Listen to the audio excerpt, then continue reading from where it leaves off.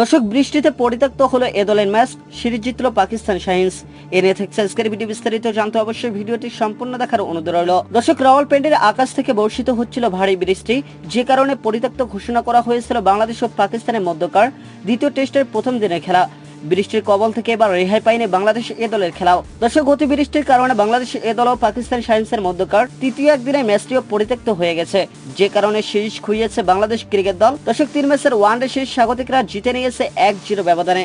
দর্শক, এর আগে ইসলামাবাদ ক্লাব ক্রিকেট মাঠে আয়োজিত হয়েছিল এ দলের সব ম্যাচ। তবে সিরিজের শেষ 2 ওয়ানডেতে টানা বৃষ্টি এবং ভেজা আউটফিল্ডের কারণে একটি বলও মাঠে গড়াতে পারেনি টসর, যার ফলে ম্যাচ অফিসিয়ালরা ম্যাচ পরিত্যক্ত করার সিদ্ধান্ত নেন। দর্শক, পাকিস্তান শাহিনস দলের বিপক্ষে 2টি 4 দিনের ম্যাচ ও 3টি ওয়ানডে ম্যাচ খেলার উদ্দেশ্যে পাকিস্তান সফরে গিয়েছিল বাংলাদেশ এ দল।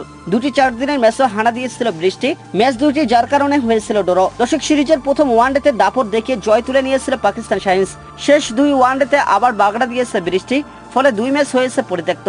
দর্শক, 1-0 ব্যবধানে সিরিজ জিতেছে পাকিস্তান শাহিনস। এদিকে 4 দিনের ম্যাচে বাংলাদেশ এ দলের নেতৃত্বে ছিলেন ইনামুল হক বিজয়, ওয়ানডেতে এ দলের অধিনায়ক ছিলেন তৌহিদ হৃদয়। তবে পুরো সফরে কোনো ম্যাচ জয়ের মুখ না দেখেই দেশে ফিরতে হচ্ছে বাংলাদেশ এ দলকে।